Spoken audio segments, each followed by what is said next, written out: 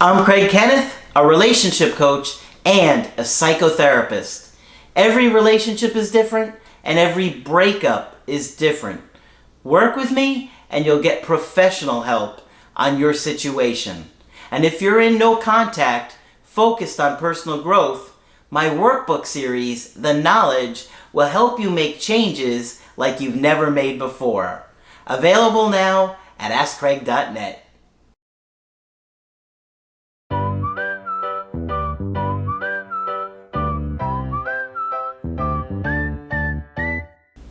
Hi there, I'm Coach Craig Kenneth. And I'm Coach Victoria. And in this video, we're going to be talking to you about she begged me back, but I rejected her. Oh. Before we begin, I did want to say that Craig and I are available for coaching sessions. So if you would like a one-on-one on your situation with us, please head to the website and book from there. That's right.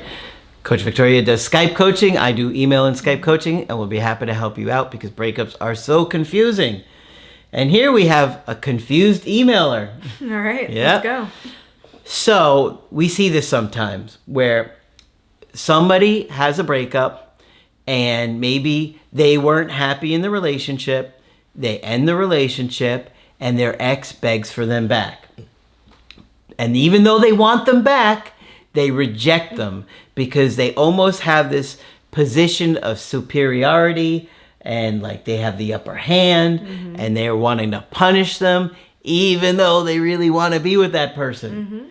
It's a big mistake. And to me, there's something with that that tells me that there's a lot of unmet needs and hurt and anger that are really probably directed towards their caregivers. Yeah. And now they're taking it out on their partners. Right. It becomes a lot more important to satisfy that need of getting back at them rather than it is to be real with yourself and try to actually repair. So we got an email coaching today, and this guy is in his early 50s, and this woman is in her late 20s. So there's roughly about a 15-year age gap here. Well, that sometimes that's an issue, sometimes it's not an issue. Obviously, it depends upon the health of the person and how much they've individuated in their life from their family and their caregivers, and they make their own decisions, right? All right, so they met in the spring of 2016 at work. They became close friends and started dating in the summer of 2017. In the fall of 2018, they wound up living together. Her upbringing consisted of her dad always being in full control and would quit talking to family and even kicked her out of the house and wouldn't let her see her mom. So, you know, she's got quite a trauma history. And it makes me wonder if she had been living with her family all the way up until then or what the circumstances were. You know, there is a different level of maturity, at least out here in the West, when you do live on your own and care for yourself and really provide your own needs as an adult. It's a level of independence that you may or may not get living with your parents. So I just wonder about that. Yep. Her mom and her were close. Her mom brought them up to hide everything from the dad. Okay, so this is going to be a big part to the story, I think, here. And as we could see, think about what dad is like here, okay? Dad is always in control. It sounds like he was doing some gaslighting and throwing people out of the house. He was really probably scaring them. Okay. So I remember when I was doing this email coaching, the first thing I thought is, what does dad think about this age gap? Is dad okay with her dating someone with this kind of age gap? Remember, we were talking about individuation. Okay. So, like I said, her mom brought them up to hide everything from dad. There are moments where I really wish Margaret was here, and this is one of them. She talked so often about family secrets and how that created a very interesting dynamic for kids growing up. You know, you learn to be secretive. Learning to hide things from the people closest to you gives you a certain set of skills that others don't have. So what happened here? We broke up several times, but always got back together. So why are they breaking up several times? Is there a pattern? Is there a theme? Is there something that's coming up over and over again that's not getting resolved? We both have stated that we don't want to die alone, and we're scared of that.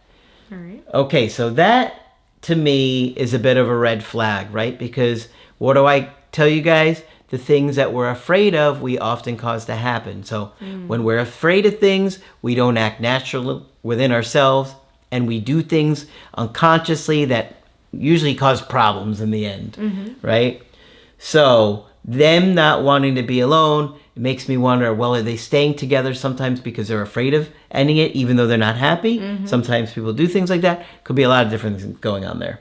Right, and to me it seems like a jump. It seems like catastrophizing here. End up dying alone. Now he's older than she is, and so I wonder if this is more coming from his side of he's growing older and maybe she's in a completely different stage of life. We don't know if this is her first time moving out or not.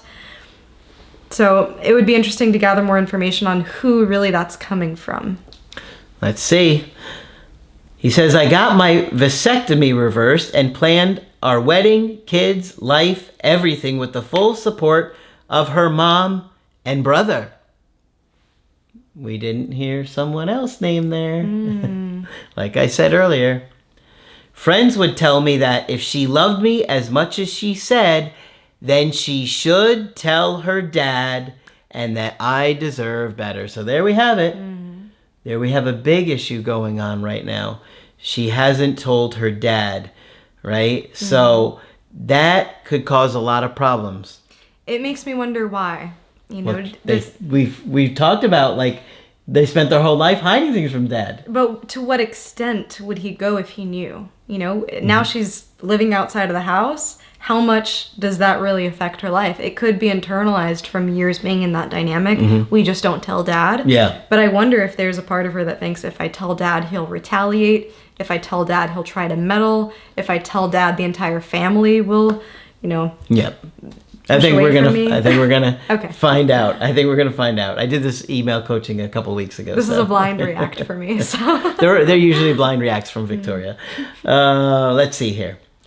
This hung on me. Every time we had broken up, she always wanted to stay friends and always told me she doesn't want to lose her best friend that she has with me. Sorry, but if you don't want to be with me, that's your choice, but I can't be friends. That's too difficult. And, his goals at this point, he had mentioned reversing the vasectomy, wanting to have a family together and marriage. And so best friends in that equation don't really mix well,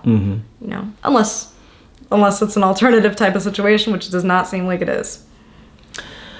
Anytime we would tell each other our concerns or feelings, it always turned into, but you are like this and that. So both of them are saying that about each other, I bet. Late January 2022, she was on her last semester and had a full-time job and a part-time job. Oh, that's a lot. She was distant, and I took it like my needs weren't being met and felt overwhelmed. I broke up. Okay. But like I broke up, I'm assuming he means he broke up with her. So he was angry. You're not meeting my needs. I know you have to work a full-time job and a part-time job, and you're in school, but I should be first. Right? Yeah. You can hear it in there. Yeah. And that probably is anger towards his own parents. And I also wonder how much he communicated that, how they communicated about it. We've all been in that breakup where it's a blind side, where someone builds up that resentment. We don't know if they've been fighting about this for a long time. It seemed like there was an on and off dynamic. Maybe that's why. Yep.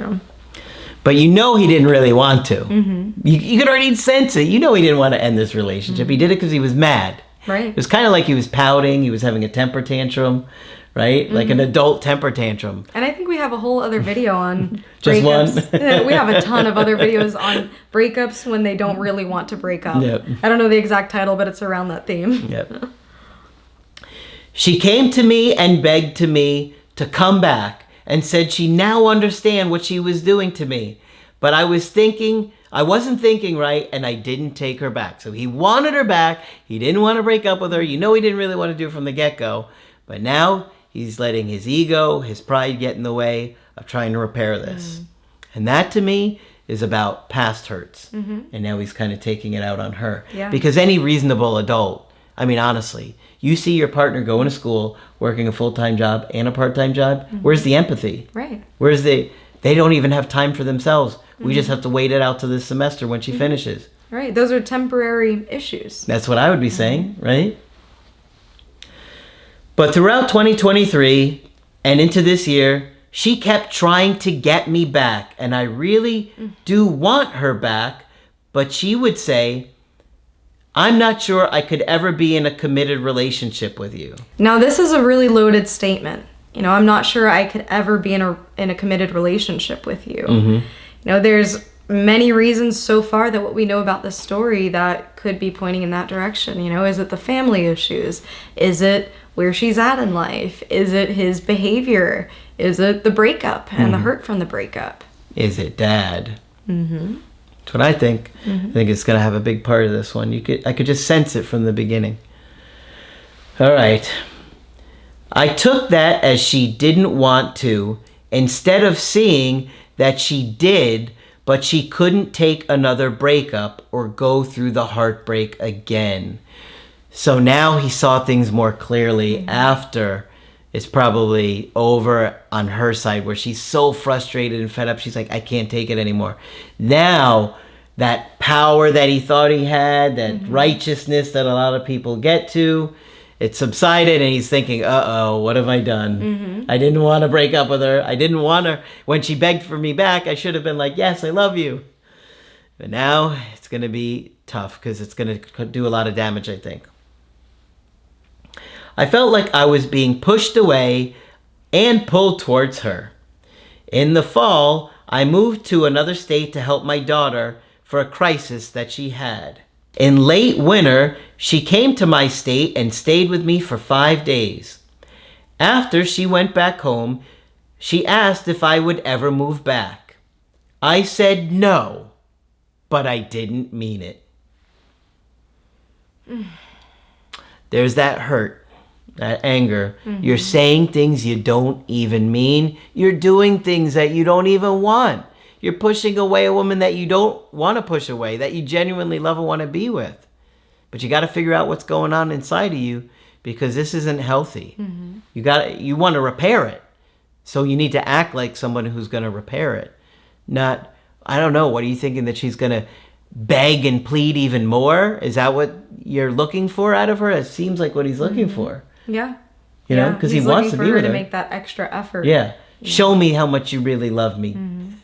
And she's like, I'll show you how much by walking away. Well, everyone has limits, you know, and part of being mature is being able to voice your feelings, being able to voice your needs really clearly, and not have to go through all these backwards ways to get what you want. A huge part of couples therapy, one of the most basic things they'll teach any therapist, is I feel statements. I feel blank. It's super simple for a reason. I wonder if he would have just said here, I feel uncertain about your affection for me. I feel uncertain about the future of this relationship. I feel unappreciated. I feel unloved. And had more of a richer and deeper conversation there, rather than being manipulative about it, not being authentic with her and expecting her to jump through hoops to meet him when he's not even presenting, what he's feeling or what he's going through. Yeah. And if somebody's treating you like this, why would anybody be begging for them back? It doesn't make any sense. Yeah. Let's move on. I asked her if she would ever move to where I'm at, the state that he's at right now. And she told me probably not for a couple years. I felt rejected again. I didn't understand that she has 2 years to go in the armed forces and that she can't move until she's out. We were texting one night and I was drunk. Oh boy, here we go. Not good. Alcohol and breakups, bad.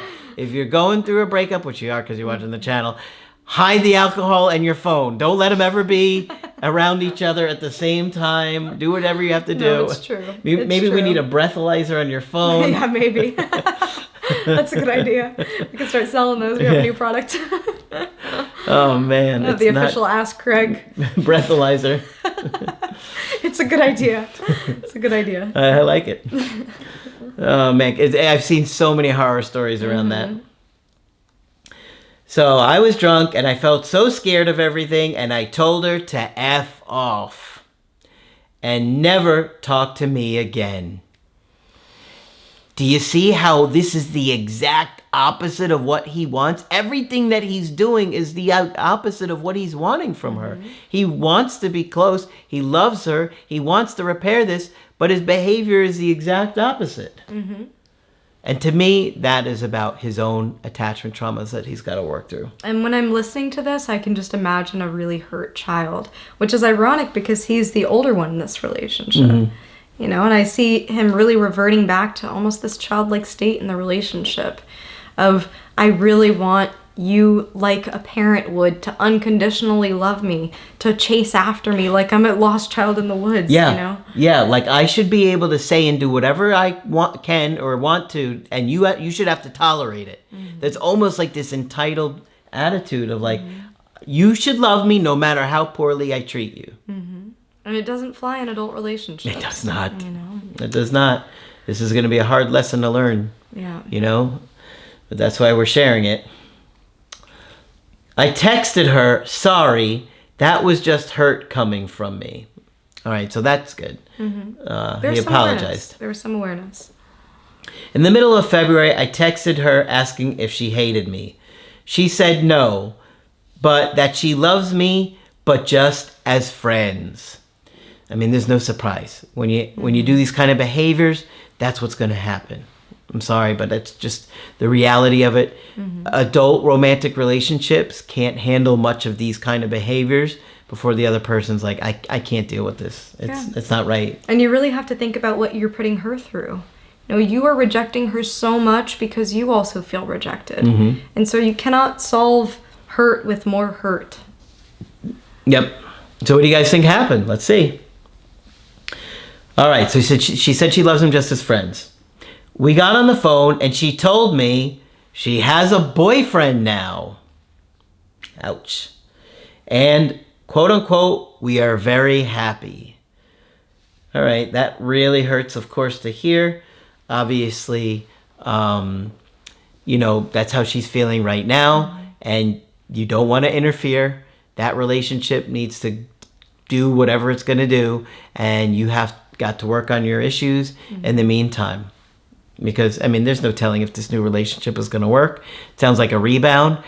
Probably won't last, but in the meantime, you really got to work through some of this stuff. You got a lot of hurt and anger. He is 5 years older than her, and he has, this is the big one, he has met her dad, and now she doesn't have to hide anything anymore. So there we have it. He was hidden that whole time. Dad didn't know about him. No surprise. They hid everything from Dad growing up. But because he's only 5 years older instead of whatever the age gap was there, it was like 15 years or something. Yeah. Maybe it was more. I don't remember. So now her life has just gotten a little bit easier in that way. And it's choices that she'll have to live with, you know. She might choose someone that her parents might be more approving of, but at the end of the day, you know, she's going to presumably lie down in the same bed as that person at night, you know. So you have to factor that in when you're making choices for your partner. But for some people, that value of having family acceptance is really big, especially in certain cultures, you know, and that's understandable. Yep. But ultimately, if she's going to be with him, she's got to be willing to stand up to Dad. And the only way she's going to stand up to Dad is if she really thinks that him and her can have something meaningful and healthy, I think. Right. All right, there's a little bit more here. She told me she would text me once in a while, but it wouldn't be every day. I love her and I want to be with her. What do I do? Will she come back? Our relationship was loving and what we both wanted in life. Okay, so, you know, as far as her texting you every once in a while, I think I would just tell her, hey, look, you know, you're in a relationship right now.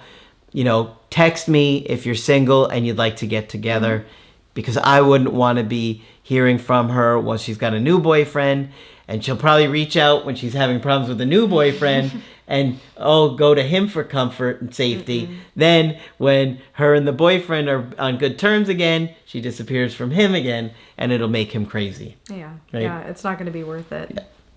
What do? I mean, you got to leave her be. She's in a new relationship, and you have to really take a close look at your hurt and your anger and how a lot of what you were doing or saying was the opposite of what you wanted with her. And you got to think about why and what's going on with you and fix that. Because, you know, like I said, I think it's possible she could come back after it falls apart with this other guy, but if she doesn't think it's going to be healthy and good and strong enough to confront dad, she's not going to do it. And why should she? Yeah. And it seems like you're incurring a lot of unnecessary guilt in her. You know, from the very beginning, you breaking up with her, well, she does have a lot on her plate. And now, you know, you wrote this email so you understand the weight of what she's doing now.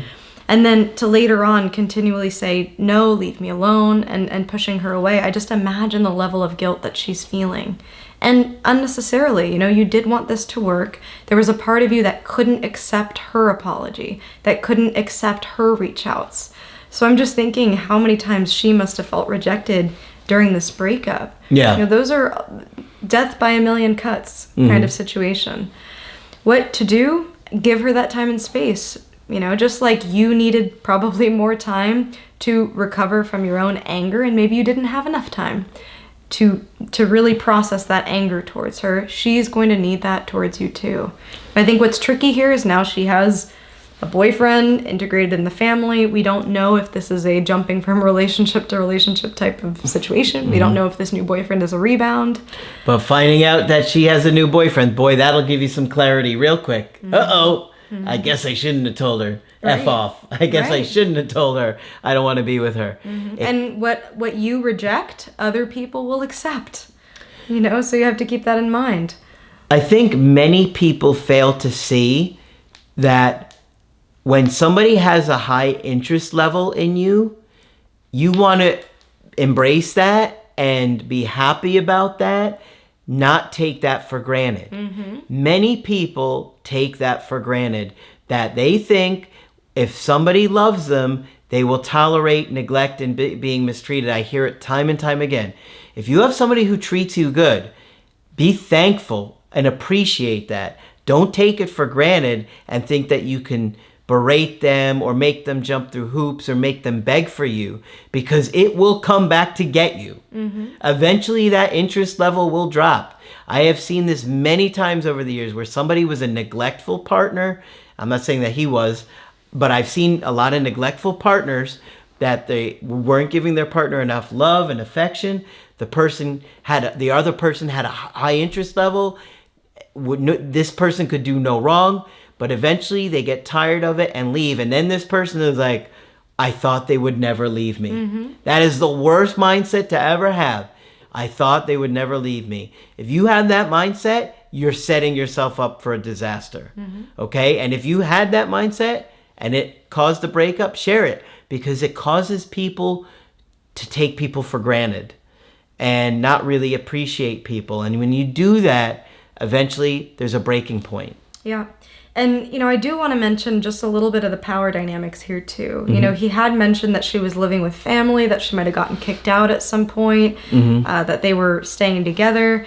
And so you also have to be aware if you do have a position of power in your relationship, no matter which way that is, whether that is financially, whether that is, you know, with shelter, whether that is emotionally, whatever advantages you might have in a relationship, and not take advantage of your advantage, you know, not use that as a means to control people or to try to elicit different reactions.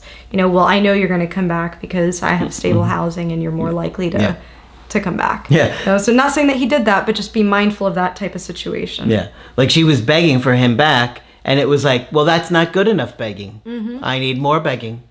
Raise the begging level 25% and I'll think about it. Nope, not enough. You know, people aren't going to tolerate that. And then you feel terrible afterwards and you're like, oh my gosh, why did I do that? And you're embarrassed and you're ashamed of yourself, and then you got to live with the guilt. So, you know, take this, learn from it, grow, and show her a lot of empathy and compassion for when because eventually she's gonna say, hey, you did this and you did that. Right. And you got to own up to that. You got to really own it. Embrace it. You're right. I did that. I'm so sorry. I didn't see it at the time. I was, you can try and explain yourself a little bit, but you really got to show her that you understand and that you're focused on creating a healthy present and future with her. Okay? Yeah. And I'm also hoping that he will learn to be more accepting of when a partner is being soft with you. When a partner is showing nurture, when a partner is showing that they want to repair. There were multiple attempts on her end that I'm seeing that he's seeing where she tried to reach him, and she's sending olive branch after olive branch for him. So this might be another lesson, learn to be more accepting, learn to notice and be more aware of when your partner is making that bid for connection, when your partner is waving the white flag of surrender. You were still in this war that she had already decided that she wanted to fight for this relationship. She had already said, listen, I'm down to work on whatever you want to work on if you're willing to work with me. Yep. So keep that in mind. I think you'll hear from her again. The rebound relationship, who knows how long it'll last. I mean, they usually don't last, but I would think that after it falls apart with this other guy, she will kind of reach back out to see what he's doing, how he is, and if he can show a lot of emotional self-control and patience and understanding like we've talked about, he could have got another chance to turn this around. Right. All right. So hopefully this one's been helpful to you. Of course, if you want to get our help personally, you can do that on my website, askcraig.net. I do email coaching and I do Skype. Coach Victoria is available for Skype coaching. I'm here whenever you'd like to talk. Just click on her name at the top of the website to schedule with her. But that's it for this video. I'm Coach Craig Kenneth. And I'm Coach Victoria. And we will talk with you soon.